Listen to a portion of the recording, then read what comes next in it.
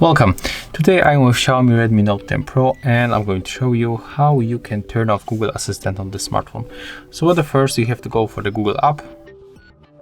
Next you have to log into your account. As you can see, I'm already logged in, so I'm only going to sync in.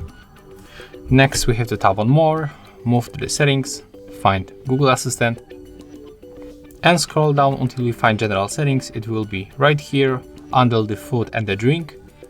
And as you can see right now the assistant is activated, but if in your case it's turned off like that, and if you want to activate, just tap on the switcher, click to turn on, and that's all. So if you find this video helpful, remember to leave a like, comment and subscribe to our channel.